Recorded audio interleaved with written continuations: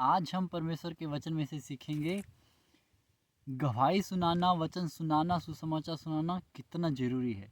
हम एक ऐसे कैरेक्टर के बारे में सीखेंगे जिसने अपनी बुरी से बुरी परिस्थिति में गुलामी में रह कर के परमेश्वर के वचन को, उसकी गवाही को उसके दासों के बारे में बताया। आमीन।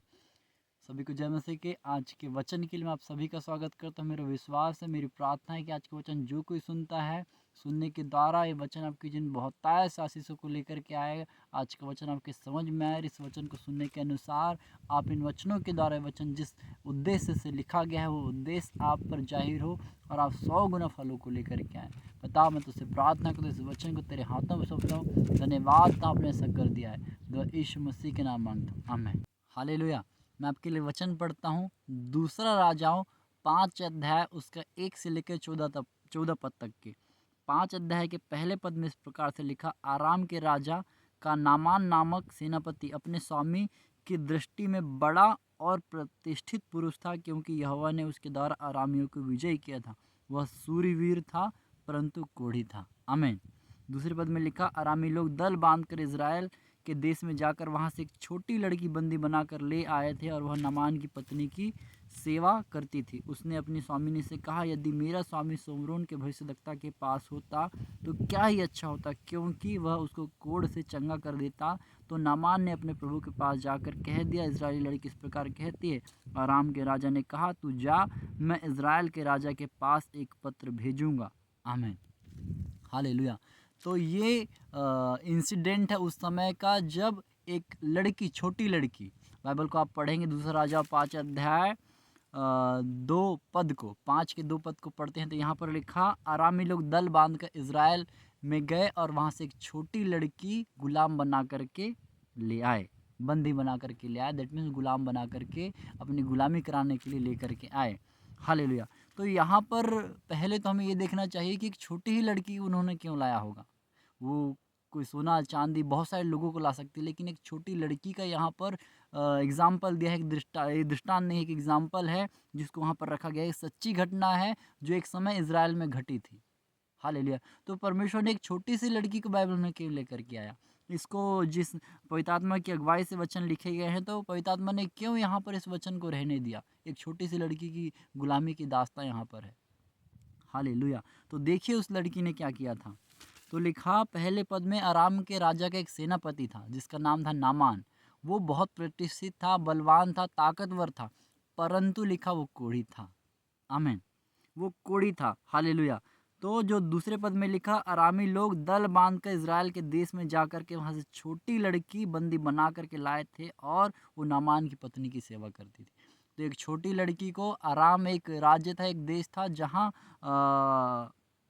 जहाँ के राजा के कुछ लोग दल बांध कर गए थे, कहाँ, इज़राइल, और आराम में उस लड़की को लेकर आए थे। तो जो लड़की को लाया गया था वो आराम के जो सेनापति था उसकी पत्नी की सेवा करती थी। हालेलुया। देखिए, राजा का मेन आदमी, उसकी सेवा कौन करती थी? छोटी सी लड़की। तो छोटी सी लड़की ने तीसरे पद में लिखा, उसने अपनी स्वामिनी से कहा। दैट मीन्स वो अपनी स्वामिनी से बात करती थी। दैट मीन्स वहाँ वो कुड़कुड़ाती बुड़बुड़ाती नहीं थी उस गुलामी में, वो ईमानदारी से अपना काम कर रही थी। वो बेझिझक होकर उससे बात करती। लेकिन यहाँ बात करने का संबंध अगर हम इसको बैठ करके सोचेंगे तो ऐसा है कि उसका बातचीत था अपनी स्वामिनी से, सिर्फ उसकी सेवा नहीं करती थी, वो ईमानदारी से उस सेवा को करती थी। हालेलुया। तो उसने कहा अपने स्वामी के बारे में, क्या कहा देखिए, उसने अपनी स्वामिनी से कहा, यदि मेरा स्वामी सोमरोन के भविष्यद्वक्ता के पास होता तो क्या ही अच्छा होता। हालेलुया। ये सोमरोन कहाँ जगह है? ये इज़राइल में जगह है। तो कहा क्योंकि वह उसको कोढ़ से चंगा कर देता। तो लड़की ने क्या कही, मेरा स्वामी के पास अगर ये होता तो क्या ही अच्छा होता, उसको कोढ़ से चंगा कर देता। तो नामान ने अपने प्रभु के पास जाकर के कहा, राजा के पास कहा, इज़राइल की लड़की इस प्रकार कहती है, इज़राइली लड़की इस प्रकार कहती है। आमीन। तो जब छोटी बच्ची ने गवाही बताई, सुसमाचार बताया, अपने भविष्यद्वक्ता के बारे में बताया कि वहाँ पर कोई है, अगर उसके पास ही जाएगा तो वो उसको अच्छा कर देगा। हालेलुया। अब मैं आपसे थोड़ी सी बात करना चाहता हूँ इस वचन को लेकर के। उस छोटी बच्ची की बुद्धि को देखिए। वो वहाँ पर गुलामी में है, वहाँ पर दास्ता में है, एक दास का जीवन जी रही, दासी का जीवन जी रही। वो बोलती है, अगर वो प्रार्थना प्रार्थना करने वाली ही है तभी इसने बताया, अगर वो प्रार्थना करने वाली नहीं होती तो कभी नहीं बताती। और परमेश्वर इन वचनों को यहाँ पर आने नहीं देते। तो जब लड़की ने उससे कहा तो लड़की के माइंड को सोचिए, उसके मन को सोचिए, छोटी बच्ची कितना जागरूक थी वहाँ पर परमेश्वर के दासों के लिए। तो उसने कही अपने स्वामी के लिए कि वो वहाँ पर होता तो अच्छा होता। लेकिन आज हमको अपने जीवन में देखना चाहिए, अगर हम गुलामी में कोई हमको सता रहा है तो हम उसकी भलाई कभी नहीं सोचते। पर लड़की ने पहली बात क्या, वहाँ पर गुलामी में भी जिसकी गुलामी करती थी उसकी भलाई को सोचा। और ये सेनापति था, दैट मीन्स सबसे मेन हाथ तो इसी का था इस लड़की को लाने में। हालेलुया। तो इसने ये नहीं सोची कि इसने मेरे को पकड़ के लाया है, मेरे माँ बाप से, मेरे गांव से, मेरे घर से, मेरे बचपन के दोस्तों से मुझे अलग किया है। ऐसा कुछ नहीं इस बच्ची ने सोचा। हालेलुया। सोचिए कैसा माइंड रहा होगा उस बच्ची का, कैसा आत्मा उसके अंदर रहा होगा। गुलामी में नहीं सोची, छोटे छोटे बच्चे दोस्त उसके अलग हो गए, छोटी लड़की लिखा तो मेरे को अलग कर दिए, मेरे घर से अलग कर, ऐसा कुछ नहीं। उसने क्या, उसका फेवर सोची। ये होते हैं परमेश्वर के लोग। आज हमको कोई सताता है, हम कोई परेशान करता है तो क्या हमारा जीवन ऐसा है कि हम उसकी भलाई सोचे? हम पर कोई अधिकार जताए, हमको परेशान करे, हमको मारे कूटे, हमसे काम करवाए तो हम उसके लिए खींचते हैं।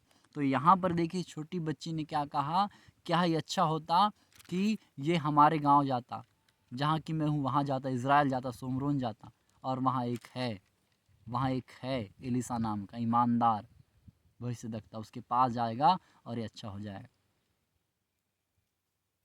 हालेलुया। तो हमको सोचना चाहिए इस बच्ची के बारे में कि कैसे इसने उसको गवाही बता दी। बच्ची कहती प्रभु से कि प्रभु मैं तो गुलामी में हूँ, मेरी बात का कौन विश्वास करेगा। लोग कहे, सोमरोन का जो राजा था, राजा का सेनापति तक कहता, जो तेरे को नहीं बचा सका मेरे को क्या बचाएगा। सारा टेम्पटेशन, सारी बातें एक तरफ है, लेकिन उसने सुना। तो जब इसने गवाही बताई अपने दास के बारे, अपने एक से भविष्यद्वक्ता के बारे में, तो क्या आपको लगता है राजा ने और जो सेनापति ने छानबीन नहीं की होगी, छानबीन श्योर की होगी? क्या कोई वहाँ वैसा है? हालेलुया। उन्हें पक्का पता लगा होगा, राजा के गुप्तचर हुआ करते थे। तो भविष्यद्वक्ता था, वो चर्चित व्यक्ति था, कोई नॉर्मल इंसान एलिसा नहीं था। हालेलुया। तो एलिसा के बारे में यहाँ पर लिखा हुआ है। तो जब इसको इस प्रकार से कहा गया तो पत्नी ने जाकर किसको बताई? अपने पति नामान को बताई। तो नामान ने जाकर के ये बात किसको बता दी? 5वें पद में लिखा, राजा को बता दी, आराम के राजा को बता दिया। तो राजा ने कहा मैं एक पत्र लिखूंगा। किसको लिखूंगा? इज़राइल के राजा को। तब वह 10 किक्कार चांदी और 6,000 टुकड़े सोने और 10,000 जोड़े कपड़े साथ लेकर के रवाना हो गया। और एक बात है यहाँ पर देखिए, जो लड़की थी वो कहाँ से लाई गई थी? इज़राइल से। दैट मीन्स इनकी लड़ाई थी आपस में, पर इसने कहा मैं अब पत्र लिखूंगा। हालेलुया। बड़ा एक अलग सा भेद है इस वचनों को अगर हम ध्यान से पढ़ के सोचे तो। देखिए वहीं से लड़ाई हुई, वहीं से लड़की लाया, अगर वहीं अब पत्र भेजने को तैयार है कि मैं अपना कोई व्यक्ति भेज रहा हूँ। अब यहाँ राजा सोच सकता था क्यों हम इसको चंगा करने को वो करें, बहुत सारी बातें हो सकती थी, पर सारा चीज़ एक तरफ। तो देखिए 6ठे पद में लिखा, इज़राइल के राजा के पास वो पत्र लेकर गया और उसमें यह लिखा था, जब यह पत्र तुझे मिले तब जानना कि मैं नामान नामक अपने कर्मचारी को तेरे पास इसलिए भेजा है कि तू उसका कोढ़ दूर कर दे। यह पत्र पढ़ने पर इज़राइल के राजा ने अपने वस्त्र फाड़े और बोला, क्या मैं मारने और जिलाने वाला परमेश्वर हूँ कि उस पुरुष ने मेरे पास किसी को इसलिए भेजा है कि मैं उसका कोढ़ दूर करूँ? सोच विचार तो करो, वह मुझसे झगड़े का कारण ढूंढता है। हालेलुया। तो राजा को जब वो पत्र मिला, जब नामान गया और उसको ये पत्र दिया, तो उसने सोचा ये मेरे से लड़ाई का बहाना ढूंढ रहा है, क्या मैं कोई जिलाने वाला मारने वाला परमेश्वर हूँ जिसका कोढ़ दूर कर सकता हूँ? तो राजा ने अपने वस्त्र को फाड़े, कहीं ये फिर से मेरे से लड़ाई का कारण तो नहीं ढूंढता है। पर राजा ने ऐसा कुछ अपने वस्त्र फाड़े, क्योंकि वो जानता था एक बार लड़ाई कर चुका था उससे। और अगर हम देखें तो आराम का राजा ज़्यादा ताकतवर था इज़राइल के राजा की अपेक्षा, तभी तो इसने वहाँ से लड़की बंदी बना करके लाया था। तो पर अब ज़रूरत पड़ी इसे इज़राइल की। हालेलुया। एक छोटी सी बच्ची को देखिए, तो छोटी बच्ची ने गवाही दी थी। हालेलुया। तो वस्त्र फाड़े, तो ये बात किसको पता चली? 8वें पद में परमेश्वर के भक्त एलिसा ने राजा सुना कि उसने वस्त्र फाड़े हैं, तो उसने कहला भेजा, तूने क्यों अपने वस्त्र फाड़े हैं? अब वह मेरे पास आए तब जान लेगा कि इज़राइल में एक भविष्यद्वक्ता है। हालेलुया। ये सारी जो इंसिडेंट लिखा गया है वो तो यहाँ पर एलिसा के लिए लिखा गया था। एलिसा के अंदर जो परमेश्वर का अनुग्रह था उसके लिए लिखा गया था।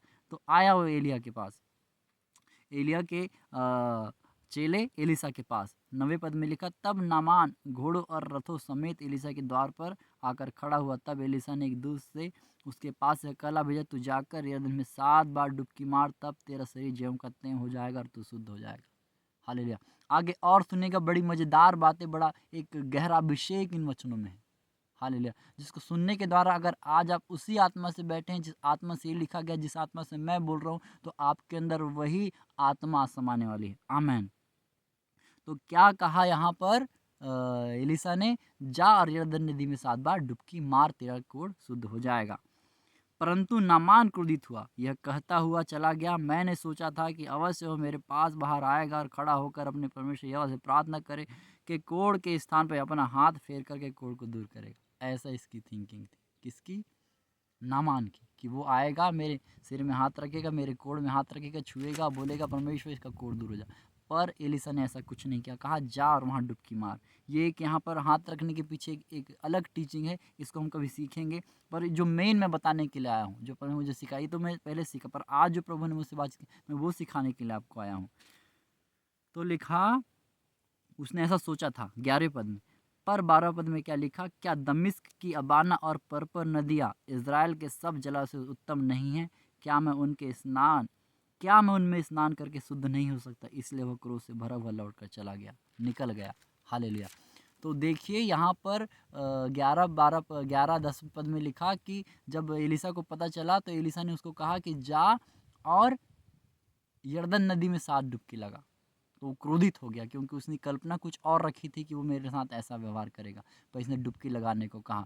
और 12 पद में लिखा, वो क्रोधित हुआ चला गया। उसने अपने गांव जहाँ से आया था, वो कहाँ से आया था? आराम से।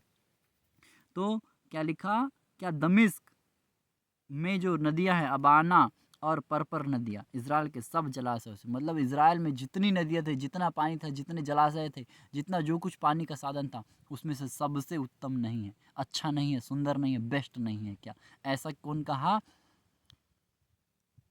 नामान ने कहा। दैट मीन जो जलाशय, जो पानी इज़राइल में था, उससे कहीं सुंदर अच्छा पानी कहाँ पर था? आराम में था। हालेलुया। अब यहाँ पर आप थोड़ा सा सुनिए, मैटर नहीं करता कि आप कितने अच्छे हैं, आपके पास कितना उत्तम चीज़ है, आप कितने रईस हैं, आप कितने ब्लेस हैं, मैटर नहीं करता। मैटर ये करता है कि आपके साथ परमेश्वर है कि नहीं। हालेलुया। इज़राइल की जो नदी थी यरदन, उसकी नदी से कम थी, अच्छी नहीं थी, पानी जैसा भी था, पर उसमें परमेश्वर का सामर्थ्य था। आमीन।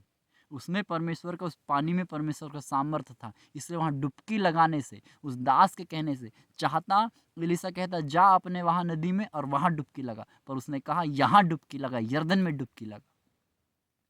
हालेलुया। ये पावर थी उस जगह की, ये पावर थी उसके वर्डों की। हालेलुया। एलिसा कह सकता था वो वहाँ पर बोलता, वहाँ पर होता, पर उसने बोला यहीं डुबकी लगा यरदन में। इसने कहा हमारे यहाँ उत्तम है, वहाँ डुबकी नहीं लगा सकता। इसने कहा बेटा यहाँ डुबकी लगा, तू यरदन में, हमारी यरदन में डुबकी लगा। जो तेरे वहाँ से तेरे को लगता है कि अच्छी नहीं है, साफ नहीं है, शुद्ध नहीं है, पर तुझे यही डुबकी लगानी पड़ेगी। हालेलुया। जरा सोचिए, वो उसके पास बेस्ट था, पर वो आया कहाँ? इधर आया, हमारे पास, हमारे परमेश्वर के पास, हमारे परमेश्वर के भविष्यद्वक्ता के पास। हालेलुया। तो मैटर नहीं करता आप किस सिचुएशन में, मैटर नहीं करता आप किस कैसे हैं, कितने धनी हैं, कितने ताकतवर हैं। मैटर ये करता है कि आपके साथ परमेश्वर है कि नहीं। हालेलुया।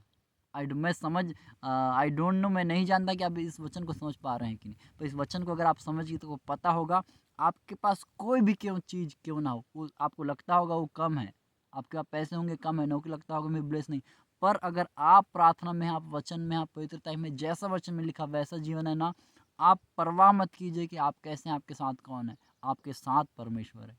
आपके पास एक दिन वो सारी चीज़ें होगी जो आपने मैंने कल्पना नहीं की है। आमीन। तो हमारे फेथ को, हमारे जीवन को एलिसा से देखना, एलिसा कैसा था, और हमें वैसा बनाना है। आमीन। तो देखिए 12 पद में इस प्रकार से कहा, और 13 पद 14 पद को आप पढ़ेंगे तो आपको और चीज़ें आएगी।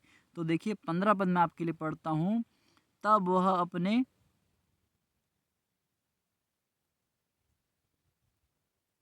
हाँ 15 पद में लिखा, तब वह अपने सब दल बल समेत परमेश्वर के भक्त के यहाँ लौट आया, एलिसा के पास लौट आया और उसके सम्मुख खड़ा होकर के कहने लगा, सुन, अब मैंने जान लिया है कि समस्त पृथ्वी में इज़राइल को छोड़ और कहीं परमेश्वर नहीं है।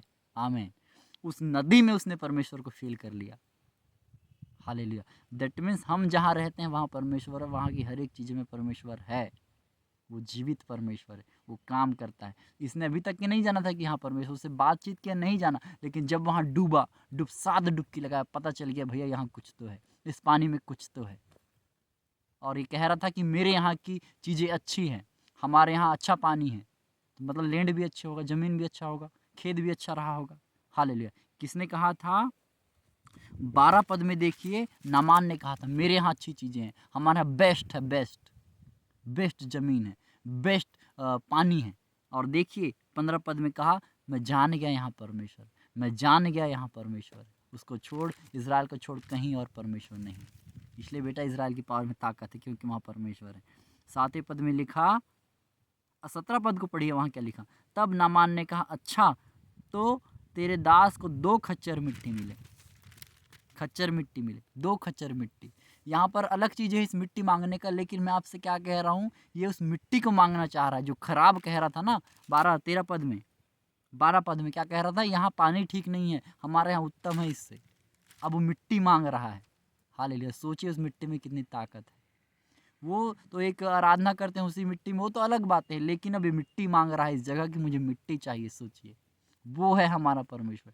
हम जिस जगह में रहते हैं, जिस घर में रहते हैं ना, वो आम नहीं है। उसको, उसके सामर्थ्य को आप कम मत कीजिए, उसको आप कम मत आकिए, अपने आप को कम मत आकिए।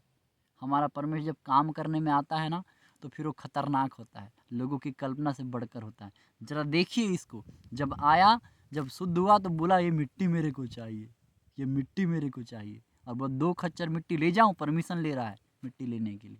हाल, क्योंकि जान गया इससे ये बोलेगा तभी इस मिट्टी में वो सामर्थ काम करेगी। तो उस मिट्टी में सामर्थ, उस पानी में सामर्थ कैसे आया था? एलीशा भविष्यद्वक्ता। इज़राइल कोई जगह नहीं है, वो लोग हैं परमेश्वर के। हम इज़राइल हैं आज, हम इज़राइल घराने के लोग कहे जाते हैं। तो क्या हमारी मिट्टी में पावर, पानी नहीं, हमारे पानी में, हमारे खाने में, हमारे भोजन में, नौकरी में ताकत नहीं होगी? हमारा जीवन एलीशा के समान होना चाहिए, हमारा जीवन याकूब के साथ प्रार्थना करने वाला होना चाहिए, हमारा जीवन इसहाक के साथ वचन पढ़ने वाला होना चाहिए, हमारा जीवन अब्राहम के समान परमेश्वर के साथ चलने वाला होना चाहिए। हालेलुया। तो हम भी इज़राइल के नाम से जाने जाते हैं। हालेलुया। तो ज़रा सोचिए कितनी अनाइंटिंग है हम में, कितना गहरा अभिषेक है हमारी चीज़ों में। लोगों को लगता होगा उनके पास बेस्ट है, जो सांसारिक हैं, पर आप अपनी अहमियत को कम मत कीजिए। हालेलुया। तो इन वचनों से मुझे आपको सिखाने का, बताने का एक ही होता है कि आपके पास जो कुछ है वो बेस्ट है। आज लगता होगा आपको कि ये कम है, ये है, वो नहीं, आपके पास जो कुछ है वो अद्भुत है, उसमें परमेश्वर का सामर्थ्य उतरेगा। और जब लोग उसको छुएंगे, आपसे मिलेंगे, आप घर में आएंगे, जान जाएंगे सच में यहाँ परमेश्वर है। तो ऐसा हमको प्रार्थना करना है। आमीन। तो मैं विश्वास करता हूँ आज का वचन आप सबके लिए बरकत का और चंगाई का और रिहाई का, छुटकारे का और प्रेम का, और जैसे एलीशा में सामर्थ हो, सामर्थ का काम करे। आज इस लड़की से जिसने बताया, उससे हमें सीखना है यीशु मसीह के नाम में, कि अगर ये नहीं बताती तो यहाँ पर परमेश्वर ऐसे काम नहीं कर पाता। उस बच्ची को चुना, उसने अपनी परवाह नहीं की कि मैं ये हूँ, मैं गुलामी में ये हूँ, कुछ नहीं। उसने सिर्फ अपनी स्वामिनी को कहा कि वहाँ जाएगा अच्छा हो जाएगा, और वहाँ पर गया और अच्छा हो गया। परमेश्वर ने छोटी सी लड़की का ऑनर किया, उसकी गवाही का ऑनर किया, और हालेलुया वो एलीशा के द्वारा वो अच्छा हो चुका। हालेलुया। मैं प्रार्थना करता हूं प्रभु, जैसे उस बच्ची के अंदर तेरी आत्मा थी वचन सुनाने की, गवाही सुनाने की, वैसे हम सब के अंदर आ जाए। पिता, हम तेरे वचन को बेधड़क होकर के कहीं भी सुना सके। हमारी मदद का, हमें तेरी सामर्थ्य से भर, तेरी आत्मा से भर। खुदा ने तेरे वचन को तेरे लहू में छुपाता हूँ, कोई भी शैतान इसे छूने न पाए प्रभु। ये जितने लोग सुनते हैं उनके बरकत का, उनके आशीष का, उनके छुटकारे का कारण बने। और धन्यवाद देता हूँ, आपने ऐसा कर दिया। दुआ यीशु मसीह के नाम मांगता हूँ, आमीन। May God bless you all. Pray for me. हमारी मिनिस्ट्री के लिए प्रार्थना कीजिए, मेरे लिए, मेरे परिवार के, मेरी नौकरी के लिए प्रार्थना कीजिए। आमीन। Thank you.